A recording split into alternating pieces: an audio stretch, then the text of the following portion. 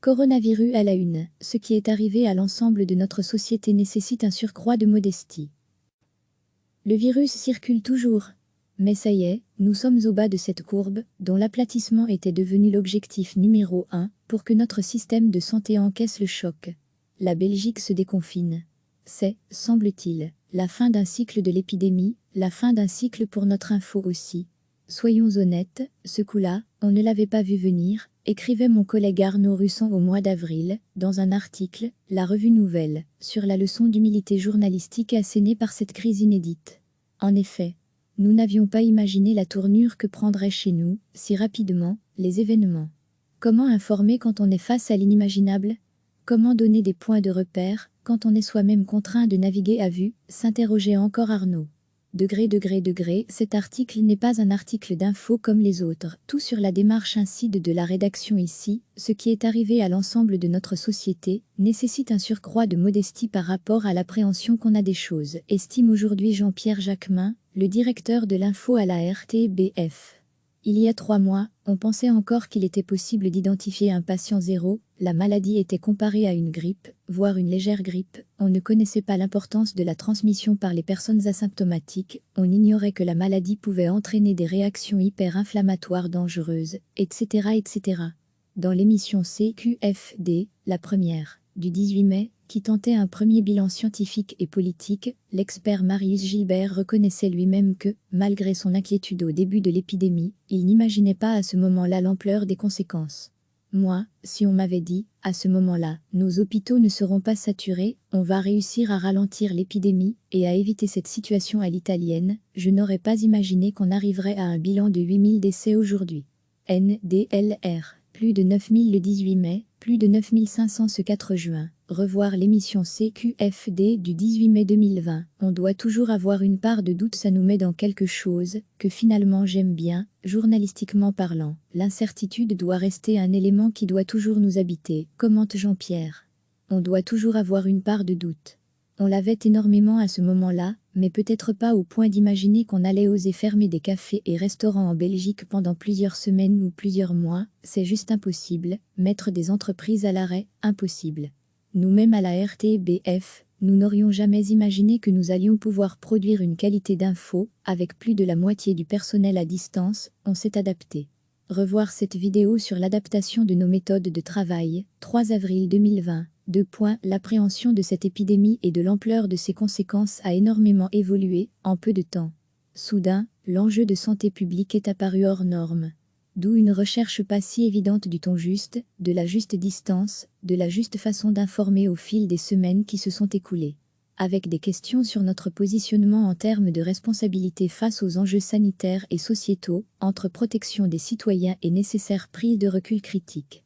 Sur la page incide de la rédaction, on a commencé à vous parler de notre couverture du coronavirus, dès le mois de février.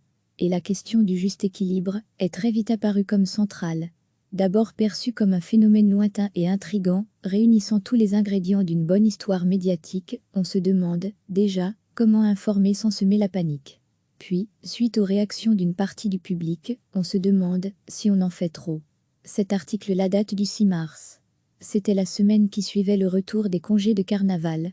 Une semaine charnière, pour la Belgique, comme pour notre couverture de cette info. Pour cet article-là, le directeur de l'info, Jean-Pierre Jacquemin, nous avait donné une interview, le 3 mars, qui aura aussi fait l'objet d'une capsule vidéo pour les réseaux sociaux. Elle est en phase avec la façon dont la rédaction appréhendait la pandémie à ce moment-là. On ne pensait par exemple pas donner un bilan des chiffres, tous les jours pendant des semaines, ce qu'on fait pourtant toujours à l'heure d'écrire ces lignes, 3 mois plus tard. Ce petit coronavirus est devenu le nombril du monde. Le monde ne va pas s'arrêter avec le coronavirus, disait-il également. C'est vrai, mais tout de même, dit-il aujourd'hui avec le recul, quelque part, ce petit coronavirus est devenu le nombril du monde. Et on lui a finalement consacré une couverture bien plus importante que ce qu'on imaginait, puisqu'il a littéralement monopolisé notre info, jusqu'à très récemment, sur Incide, nous vous en parlions dans cet article, et celui-là, au mois de mai. Il s'agissait, disait-il encore, de mettre les choses à la hauteur de l'enjeu. C'est-à-dire, c'est une crise sanitaire, on en a vécu d'autres, il y a eu la grippe mexicaine, le SRAS, le H1N1. Donc il faut mettre ça à juste proportion. On s'est ensuite rendu compte que les autres crises sanitaires n'étaient finalement pas des références si pertinentes que ça pour appréhender cette crise-ci, qui a posé, et pose encore, d'autres défis. Revoir la vidéo, mise en ligne après la semaine de carnaval, la hauteur de l'enjeu, c'est quelque chose qui ne se décrète pas à l'instant T pour les autres instants qui vont suivre, les autres semaines, commente Jean-Pierre Jacquemin. Mais quand je revois cette interview, je me dis que ce qu'une rédaction doit faire, c'est donner la hauteur de l'enjeu, c'est-à-dire ne pas ajouter de l'angoisse à l'inquiétude, ne pas faire du sensationnalisme. À nouveau cette question du juste équilibre, du juste ton, qu'on ne peut jamais affirmer avoir définitivement trouvé. Et qui peut difficilement faire l'unanimité, tant les attentes du public sont contrastées. Cette impossible unanimité, c'est ce que constate par exemple Julie Morel, présentatrice du JT, et également vice-présidente de la SDJ, qui représente les journalistes en interne. Quand on lit les messages sur les réseaux sociaux, il y a des gens qui nous reprochent de semer la panique, de semer l'angoisse, il y en a qui disent l'inverse, qu'on est trop à vouloir suivre le message du gouvernement en voulant rassurer alors que c'est inquiétant, on sent que les perceptions sont différentes et nous, on doit essayer de trouver la ligne juste en faisant notre boulot, dit-elle. Il ne faut pas angoisser les gens, il ne faut pas rassurer, quand il n'y a pas lieu de rassurer, donc on tâtonne aussi, pour trouver le bon ton. On tâtonne aussi, pour trouver le bon ton au fil de ces semaines, nous avons été interpellés à maintes reprises sur notre responsabilité face à l'enjeu sanitaire. À nous de donner l'exemple, dans nos comportements sur antenne, à nous d'être cohérents et clairs dans les messages sanitaires transmis, nous disait-on. Au point de voir arriver une avalanche de réactions, quand nous avons montré des familles ne respectant pas à la lettre les consignes de distance physique lors des retrouvailles familiales de la fête des mères. Une partie du public a attendu de nous que nous mettions l'accent sur un rôle inhabituel pour nous, celui de participer activement à la protection de la population, en devenant un relais pratiquement institutionnel des consignes sanitaires. Nous avons exploré cette question dans cet article. Les journalistes doivent-ils taper sur le clou des consignes sanitaires ? Revoir le sujet sur les retrouvailles qui a suscité de nombreuses réactions, journal télévisé, 10 mai 2020, super décevant, mais, dans le même temps, une partie du public nous a reproché de faire en quelque sorte corps, avec les autorités et les experts, d'être les relais d'une parole officielle, sans jouer suffisamment notre rôle de questionnement critique. Vous êtes censé être dérangeant et poser de vraies questions, merde, s'énervait ainsi un internaute sur Facebook à la mi-avril, pour prendre un exemple parmi d'autres. J'en parle avec des amis, on continue à regarder le JT, pour savoir ce que le gouvernement veut qu'on croie. Mais pour ce qui est de poser les questions qui peuvent déranger l'ultra-arrogante Sophie Wilmay, et les experts à 2 balles, qui nous ronronnent la même chose tous les jours, où est passé l'esprit d'investigation ? Et de conclure, super décevant. Tel autre, dites, au lieu de relater platement l'info, ne rentreriez-vous pas un peu dans le lard de tous ces politicards et autres experts, à l'instar de CNN aux EU, ou Quotidien en France, ces derniers ayant quelques jeunes journalistes investigateurs aux dents longues, qui font particulièrement bien leur boulot. D'autres s'interrogent sur les choix de gestion de la crise en comparaison avec d'autres pays, nous demandant d'aller creuser. Ces attentes différentes, et qui suscitent des réactions parfois contradictoires, sont-elles irréconciliables ? Ce ne sont pas 2 missions inconciliables, pas du tout. C'est l'intérêt général qui prime, et l'intérêt général n'est pas celui du gouvernement, n'est pas celui des pouvoirs, commente Benoît Grevis, responsable de l'école de journalisme de Louvain. Pour lui, il faut distinguer des failles dans le traitement de l'information, dans les médias de façon générale. À partir du moment où les journalistes ont de bonne foi, l'impression qu'il y a un enjeu de santé publique énorme, ils doivent répercuter les messages que les autorités demandent de répercuter. À un moment où l'intérêt général, abstrait de tous les intérêts politiques, est d'informer au mieux le public, comment peut-on le faire autrement à ce moment-là, qu'en allant chercher la parole officielle et à la répercuter ? Ce qui ne veut pas dire qu'il ne faut pas s'interroger sur les motivations de ces sources et mettre en critique l'information. Selon ces observations, il y a eu une montée en puissance de la critique journalistique des sources au fil des jours. Pour Laura Calabreuse, spécialiste du discours médiatique, que nous avions également interrogée pour cet article, il faut également distinguer le court terme, spécifique dans ce cas-ci, avec cette urgence, tenir les gens informés pour pas qu'ils chopent le virus, et le plus long terme, ou l'habituel, la mission traditionnelle du journaliste d'information est de nous donner les outils pour qu'on puisse voter, manifester, prendre des décisions sur la consommation, et donc le rôle de critique de l'État et de la sphère politique est fondamental. Nous nous trouvons à la croisée de plusieurs responsabilités. Quel chemin avons-nous suivi ? Dans un premier temps, dans ce contexte particulier, il faut dire que le recul critique et les questions qui rentrent dans le lard ne sont pas évidents. Tu n'es pas dans un état d'esprit où tu veux créer la polémique au début de la crise, on sent qu'on est face à un truc auquel il faut faire face, où tout le monde est en perte de repères, et c'est vrai que spontanément, tu n'es pas dans un état d'esprit où tu as envie de créer la polémique, tu es plutôt dans un état d'esprit où il faut plutôt conscientiser sur le fait qu'on est en train de traverser quelque chose d'inédit, explique Julie Morel. On est un média de service public donc, je pense qu'il faut quand même qu'on assume ce rôle de faire prendre conscience que la situation est grave et qu'il faut respecter les mesures du gouvernement. Donc on garde son esprit critique, on ne l'oublie pas, mais on est peut-être un peu moins dans un esprit à aller chercher la faille tout au début. Je pense que le rôle du journaliste est toujours d'essayer de prendre un maximum de recul, mais au début de la crise, c'est une mission assez difficile. Ce sentiment d'urgence sanitaire a été bien présent à la rédaction, quand tout le monde avait les yeux rivés sur l'évolution de la courbe, qui ne fléchissait pas, et la tête pleine des images d'Italie et de son système hospitalier complètement dépassé. Revoir le reportage du JT sur l'intervention de l'armée dans les hôpitaux en Italie, 19 mars 2020. Protégez-vous, restez chez vous. Nous avons été le relais d'éléments qui sont un peu contre nature par rapport au journalisme, estime Jean-Pierre. Le journalisme, c'est quand même la liberté d'aller et venir, la revendication de se rendre dans des endroits pour enquêter et la liberté de mouvement pour les citoyens. Et on terminait nos journaux en disant protégez-vous, restez chez vous, c'est un peu interpellant, mais en même temps c'est une réalité, c'est une manière de participer à la société. On a conscience aussi de l'impact que les journaux peuvent avoir sur le maintien ou non des efforts jugés nécessaires par les experts pour éviter le même type de situation chez nous. Julie se souvient ainsi d'un week-end où on se demandait à la rédaction s'il n'était pas trop tôt pour parler des pistes de déconfinement sur lesquelles la réflexion commençait, alors qu'on était dans le pic et qu'il faisait beau dehors et qu'il fallait encourager tout le monde à rester chez soi et pas à aller se dorer au soleil. J'étais à la rédaction ce jour-là, comme journaliste pour le JT, et je partageais ces interrogations. Julie a finalement bien abordé le thème, avec Marius Gilbert en plateau, qui est l'un des visages majeurs de l'expertise sur nos plateaux, comme nous en parlions dans cet article, non sans mise en garde. Revoir l'intervention de Marius Gilbert, journal télévisé, 5 avril 2020, 2. Le sentiment d'urgence est aussi d'abord bien présent chez les interlocuteurs, qui se gardent dans un premier temps de toute polémique, y compris politique. Puis au fur et à mesure que les failles apparaissent dans la gestion de la crise, de l'apparition de divergences chez les scientifiques, on prend de plus en plus de recul, poursuit Julie. Il n'y a pas de volonté de cacher, mais on est parfois aveuglé nous, aussi quand il n'y a pas de voix dissonante. L'un des exemples les plus criants, c'est la question des masques. Je me souviens qu'on diffusait ce message, que le masque comportait plus de risques que de bienfaits, si on le met mal. À partir du moment où un certain nombre de scientifiques nous le disaient, il n'y avait pas vraiment de raison de le mettre en doute, sauf qu'après on se rend compte que c'est un message qui est assez bien dirigé, explique Julie.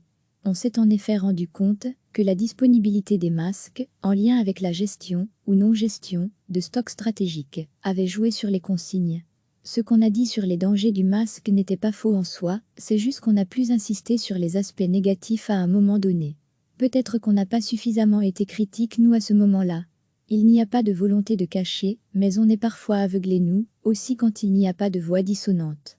Et nous avons ensuite multiplié les reportages pour expliquer comment bien le choisir, le porter, le laver ou le jeter.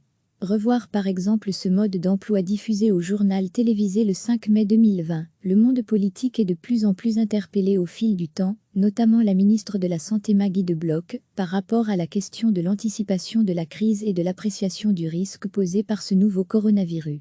Les conseils nationaux de sécurité et les décisions qui en découlent sont abondamment commentées et discutées. On se souvient de la polémique sur la non-fermeture des salons de coiffure, ou encore sur la communication tardive et confuse du 24 avril. Les reportages de terrain, en particulier dans les maisons de repos, moyennant des précautions dont nous vous parlions ici, permettent de confronter les discours et les intentions aux réalités et de mettre en lumière des problèmes.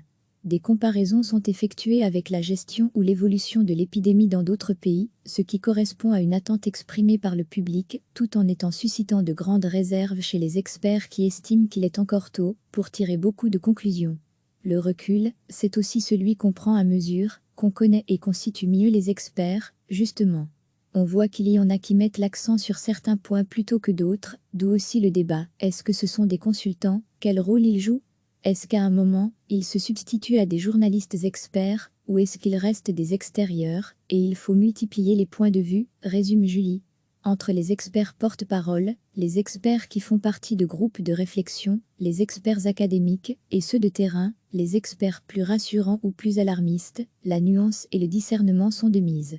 Ces réflexions existent au sein de la rédaction, dès le début d'ailleurs, mais ne se voient pas forcément sur antenne. Revoir le sujet du JT sur ceux qu'on n'a pas écoutés, 9 mai 2020. Le JT concentre visiblement beaucoup d'attentes. Pour Julie, le rôle de ce rendez-vous quotidien est de donner des éléments qui permettent de réfléchir de la façon la plus complète possible. Je pense que ce qui est essentiel, c'est qu'on ait dans le JT tous les éléments qui permettent de comprendre une situation qu'on est en train de vivre, avant tout, complète-t-elle. Comprendre ses répercussions, ses implications politiques, sanitaires, économiques, sociales. Notre responsabilité peut-être, c'est d'avoir une vision globale, qui n'oublie aucun aspect. Après on n'est pas là, pour dire aux gens, ce qu'ils doivent penser. Ouvrir des fenêtres, réfléchir au lendemain, c'est aussi une volonté, qu'on retrouve en particulier dans la nouvelle séquence dominicale, Ma vie demain. Maintenant, pour mener une enquête en profondeur sur ces sujets sur lesquels il y a peu de communication, les méthodes de travail du JT ne sont pas adaptées. D'autres émissions prennent le relais. À ceux qui dans le public sont en attente de davantage d'investigations, par exemple sur la gestion politique ou l'anticipation des risques, sachez que des enquêtes sont en cours. Très vite, on s'est dit qu'il fallait aller gratter, dit Jean-Pierre Jacquemin. Juste avant les vacances de Pâques, on s'est dit qu'il fallait lancer des enquêtes, mais ces enquêtes ne vont pas déboucher tout de suite. Pour gratter, il faut un peu de temps et des méthodes de travail spécifiques. Le résultat pourra être vu en particulier dans l'émission Diez Investigations. Les émissions de débat en radio par exemple, ont leur rôle à jouer également, pour mettre les faits en perspective et aller plus loin dans l'analyse ou la mise en cause des politiques menées. En donnant plus de temps de parole aux invités pour développer leurs pensées. Sur le web aussi, des articles permettent d'aller plus loin. Sur tous ces médias, passer l'urgence, a-t-on à présent trouvé la juste distance? A-t-on trouvé le recul nécessaire, le ton juste? Il y a de bonnes chances qu'il y ait autant de réponses que d'internautes, de téléspectateurs ou d'auditeurs. À la rédaction aussi, les appréciations peuvent varier. Sommes-nous à la hauteur de l'enjeu? Notre couverture tient-elle la route? Cet article et les interviews qu'il contient paraîtront-ils bientôt décalés? On se retrouve dans 3-4 mois pour faire une interview, pour voir si ce qu'on dit maintenant est encore valable, conclut Jean-Pierre Jacquemin. Cet article n'est pas un article d'info comme les autres. Sur la page incide de la rédaction, les journalistes de l'info quotidienne prennent la plume et un peu de recul pour dévoiler les coulisses du métier, répondre à vos questions et réfléchir, avec vous, à leur pratique. Plus d'informations, là. Et pour vos questions sur notre traitement de l'info, c'est ici. Le virus circule toujours. Mais ça y est, nous sommes au bas de cette courbe, dont l'aplatissement était devenu l'objectif numéro 1, pour que notre système de santé encaisse le choc. La Belgique se déconfine. C'est, semble-t-il, la fin d'un cycle de l'épidémie, la fin d'un cycle pour notre info aussi. Soyons honnêtes, ce coup-là, on ne l'avait pas vu venir, écrivait mon collègue Arnaud Russan au mois d'avril, dans un article, La Revue Nouvelle, sur la leçon d'humilité journalistique assénée par cette crise inédite. En effet, nous n'avions pas imaginé la tournure que prendraient chez nous, si rapidement, les événements. Comment informer quand on est face à l'inimaginable? Comment donner des points de repère, quand on est soi-même contraint de naviguer à vue, s'interrogeait encore Arnaud. Cet article n'est pas un article d'info comme les autres. Tout sur la démarche incide de la rédaction ici, ce qui est arrivé à l'ensemble de notre société, nécessite un surcroît de modestie par rapport à l'appréhension qu'on a des choses, estime aujourd'hui Jean-Pierre Jacquemin, le directeur de l'info à la RTBF. Il y a 3 mois, on pensait encore qu'il était possible d'identifier un patient zéro, la maladie était comparée à une grippe, voire une légère grippe, on ne connaissait pas l'importance de la transmission par les personnes asymptomatiques, on ignorait que la maladie pouvait entraîner des réactions hyper-inflammatoires dangereuses, etc. Dans l'émission CQFD, la première, du 18 mai, qui tentait un premier bilan scientifique et politique, l'expert Marius Gilbert reconnaissait lui-même que, malgré son inquiétude au début de l'épidémie, il n'imaginait pas à ce moment-là l'ampleur des conséquences. Moi, si on m'avait dit, à ce moment-là, nos hôpitaux ne seront pas saturés, on va réussir à ralentir l'épidémie et à éviter cette situation à l'italienne, je n'aurais pas imaginé qu'on arriverait à un bilan de 8000 décès aujourd'hui. NDLR, plus de 9000 le 18 mai, plus de 9500 ce 4 juin. Revoir l'émission CQFD du 18 mai 2020. On doit toujours avoir une part de doute, ça nous met dans quelque chose que finalement j'aime bien, journalistiquement parlant. L'incertitude doit rester un élément qui doit toujours nous habiter, commente Jean-Pierre. On doit toujours avoir une part de doute. On l'avait énormément à ce moment-là, mais peut-être pas au point d'imaginer qu'on allait oser fermer des cafés et restaurants en Belgique pendant plusieurs semaines ou plusieurs mois, c'est juste impossible, mettre des entreprises à l'arrêt, impossible. Nous-mêmes à la RTBF, nous n'aurions jamais imaginé que nous allions pouvoir produire une qualité d'info, avec plus de la moitié du personnel à distance, on s'est adapté. Revoir cette vidéo sur l'adaptation de nos méthodes de travail, 3 avril 2020, 2 points. L'appréhension de cette épidémie et de l'ampleur de ses conséquences a énormément évolué, en peu de temps. Soudain, l'enjeu de santé publique est apparu hors norme. D'où une recherche pas si évidente du ton juste, de la juste distance, de la juste façon d'informer au fil des semaines qui se sont écoulées. Avec des questions sur notre positionnement en termes de responsabilité face aux enjeux sanitaires et sociétaux, entre protection des citoyens et nécessaire prise de recul critique. Sur la page incide de la rédaction, on a commencé à vous parler de notre couverture du coronavirus dès le mois de février. Et la question du juste équilibre est très vite apparue comme centrale. D'abord perçue comme un phénomène lointain et intrigant, réunissant tous les ingrédients d'une bonne histoire médiatique, on se demande, déjà, comment informer sans semer la panique. Puis, suite aux réactions d'une partie du public, on se demande si on en fait trop. Cet article-là date du 6 mars. C'était la semaine qui suivait le retour des congés de carnaval. Une semaine charnière, pour la Belgique, comme pour notre couverture de cette info. Pour cet article-là, le directeur de l'info, Jean-Pierre Jacquemin, nous avait donné une interview, le 3 mars, qui aura aussi fait l'objet d'une capsule vidéo pour les réseaux sociaux. Elle est en phase avec la façon dont la rédaction appréhendait la pandémie à ce moment-là. On ne pensait par exemple pas donner un bilan des chiffres tous les jours pendant des semaines, ce qu'on fait pourtant toujours à l'heure d'écrire ces lignes, 3 mois plus tard. Ce petit coronavirus est devenu le nombril du monde, le monde ne va pas s'arrêter avec le coronavirus, disait-il également. C'est vrai, mais tout de même, dit-il aujourd'hui avec le recul, quelque part, ce petit coronavirus est devenu le nombril du monde. Et on lui a finalement consacré une couverture bien plus importante que ce qu'on imaginait, puisqu'il a littéralement monopolisé notre info, jusqu'à très récemment, sur Incide, nous vous en parlions dans cet article, et celui-là, au mois de mai. Il s'agissait, disait-il encore, de mettre les choses à la hauteur de l'enjeu. C'est-à-dire, c'est une crise sanitaire, on en a vécu d'autres, il y a eu la grippe mexicaine, le SRAS, le H1N1. Donc il faut mettre ça à juste proportion. On s'est ensuite rendu compte que les autres crises sanitaires n'étaient finalement pas des références si pertinentes que ça pour appréhender cette crise-ci, qui a posé, et pose encore, d'autres défis. Revoir la vidéo, mise en ligne après la semaine de carnaval. La hauteur de l'enjeu, c'est quelque chose qui ne se décrète pas à l'instant T pour les autres instants qui vont suivre, les autres semaines, commente Jean-Pierre Jacquemin. Mais quand je revois cette interview, je me dis que ce qu'une rédaction doit faire, c'est donner la hauteur de l'enjeu, c'est-à-dire ne pas ajouter de l'angoisse à l'inquiétude, ne pas faire du sensationnalisme. À nouveau cette question du juste équilibre, du juste ton, qu'on ne peut jamais affirmer avoir définitivement trouvé. Et qui peut difficilement faire l'unanimité, tant les attentes du public sont contrastées. Cette impossible unanimité, c'est ce que constate par exemple Julie Morel, présentatrice du JT, et également vice-présidente de la SDJ, qui représente les journalistes en interne. Quand on lit les messages sur les réseaux sociaux, il y a des gens qui nous reprochent de semer la panique, de semer l'angoisse, il y en a qui disent l'inverse, qu'on est trop à vouloir suivre le message du gouvernement en voulant rassurer alors que c'est inquiétant, on sent que les perceptions sont différentes et nous, on doit essayer de trouver la ligne juste en faisant notre boulot, dit-elle. Il ne faut pas angoisser les gens, il ne faut pas rassurer, quand il n'y a pas lieu de rassurer, donc on tâtonne aussi, pour trouver le bon ton.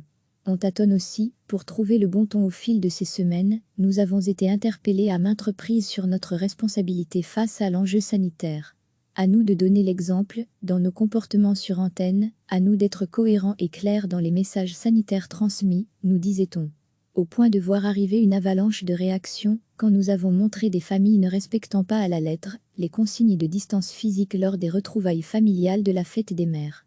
Une partie du public a attendu de nous que nous mettions l'accent sur un rôle inhabituel pour nous, celui de participer activement à la protection de la population, en devenant un relais pratiquement institutionnel des consignes sanitaires. Nous avons exploré cette question dans cet article. Les journalistes doivent-ils taper sur le clou des consignes sanitaires ? Revoir le sujet sur les retrouvailles qui a suscité de nombreuses réactions. Journal télévisé, 10 mai 2020. 2 points. Dièse super décevant, mais, dans le même temps, une partie du public nous a reproché de faire en quelque sorte corps, avec les autorités et les experts, d'être les relais d'une parole officielle, sans jouer suffisamment notre rôle de questionnement critique. Vous êtes censé être dérangeant et poser de vraies questions, merde, s'énervait ainsi un internaute sur Facebook à la mi-avril, pour prendre un exemple parmi d'autres. J'en parle avec des amis, on continue à regarder le JT, pour savoir ce que le gouvernement veut qu'on croie. Mais pour ce qui est de poser les questions qui peuvent déranger l'ultra-arrogante Sophie Wilmay et les experts à 2 balles, qui nous ronronnent la même chose tous les jours, où est passé l'esprit d'investigation ? Et de conclure, dit super décevant. Tel autre, dites, au lieu de relater platement l'info, ne rentreriez-vous pas un peu dans le lard de tous ces politicards et autres experts, à l'instar de CNN ou The U, ou Quotidien en France, ces derniers ayant quelques jeunes journalistes investigateurs aux dents longues, qui font particulièrement bien leur boulot. D'autres s'interrogent sur les choix de gestion de la crise en comparaison avec d'autres pays, nous demandant d'aller creuser. Ces attentes différentes, et qui suscitent des réactions parfois contradictoires, sont-elles irréconciliables ? Ce ne sont pas 2 missions inconciliables, pas du tout. C'est l'intérêt général qui prime, et l'intérêt général n'est pas celui du gouvernement, n'est pas celui des pouvoirs, commente Benoît Grevis, responsable de l'école de journalisme de Louvain. Pour lui, il faut distinguer des failles dans le traitement de l'information, dans les médias de façon générale. À partir du moment où les journalistes ont de bonne foi, l'impression qu'il y a un enjeu de santé publique énorme, ils doivent répercuter les messages que les autorités demandent de répercuter. À un moment où l'intérêt général, abstrait de tous les intérêts politiques, est d'informer au mieux le public, comment peut-on le faire autrement à ce moment-là, qu'en allant chercher la parole officielle et à la répercuter ? Ce qui ne veut pas dire qu'il ne faut pas s'interroger sur les motivations de ces sources et mettre en critique l'information. Selon ces observations, il y a eu une montée en puissance de la critique journalistique des sources au fil des jours. Pour Laura Calabreuse, spécialiste du discours médiatique, que nous avions également interrogée pour cet article, il faut également distinguer le court terme, spécifique dans ce cas-ci, avec cette urgence, tenir les gens informés pour pas qu'ils chopent le virus, et le plus long terme, ou l'habituel, la mission traditionnelle du journaliste d'information, est de nous donner les outils pour qu'on puisse voter, manifester, prendre des décisions sur la consommation, et donc le rôle de critique de l'État et de la sphère politique est fondamental. Nous nous trouvons à la croisée de plusieurs responsabilités. Quel chemin avons-nous suivi ? Dans un premier temps, dans ce contexte particulier, il faut dire que le recul critique et les questions qui rentrent dans le lard ne sont pas évidents. Tu n'es pas dans un état d'esprit où tu veux créer la polémique au début de la crise, on sent qu'on est face à un truc auquel il faut faire face, où tout le monde est en perte de repères, et c'est vrai que spontanément, tu n'es pas dans un état d'esprit où tu as envie de créer la polémique, tu es plutôt dans un état d'esprit où il faut plutôt conscientiser sur le fait qu'on est en train de traverser quelque chose d'inédit, explique Julie Morel. On est un média de service public donc, je pense qu'il faut quand même qu'on assume ce rôle de faire prendre conscience que la situation est grave et qu'il faut respecter les mesures du gouvernement. Donc on garde son esprit critique, on ne l'oublie pas, mais on est peut-être un peu moins dans un esprit à aller chercher la faille tout au début. Je pense que le rôle du journaliste est toujours d'essayer de prendre un maximum de recul, mais au début de la crise, c'est une mission assez difficile. Ce sentiment d'urgence sanitaire a été bien présent à la rédaction, quand tout le monde avait les yeux rivés sur l'évolution de la courbe, qui ne fléchissait pas, et la tête pleine des images d'Italie et de son système hospitalier complètement dépassé. Revoir le reportage du JT sur l'intervention de l'armée dans les hôpitaux en Italie, 19 mars 2020, 2 points. Protégez-vous, restez chez vous. Nous avons été le relais d'éléments qui sont un peu contre nature par rapport au journalisme, estime Jean-Pierre. Le journalisme, c'est quand même la liberté d'aller et venir, la revendication de se rendre dans des endroits pour enquêter et la liberté de mouvement pour les citoyens. Et on terminait nos journaux en disant protégez-vous, restez chez vous, c'est un peu interpellant, mais en même temps c'est une réalité, c'est une manière de participer à la société. On a conscience aussi de l'impact que les journaux peuvent avoir sur le maintien ou non des efforts jugés nécessaires par les experts pour éviter le même type de situation chez nous. Julie se souvient ainsi d'un week-end où on se demandait à la rédaction s'il n'était pas trop tôt pour parler des pistes de déconfinement sur lesquelles la réflexion commençait alors qu'on était dans le pic et qu'il faisait beau dehors et qu'il fallait encourager tout le monde à rester chez soi et pas à aller se dorer au soleil. J'étais à la rédaction ce jour-là, comme journaliste pour le JT, et je partageais ses interrogations. Julie a finalement bien abordé le thème, avec Maryse Gilbert en plateau, qui est l'un des visages majeurs de l'expertise sur nos plateaux, comme nous en parlions dans cet article, non sans mise en garde. Revoir l'intervention de Maryse Gilbert, journal télévisé, 5 avril 2020, 2 points.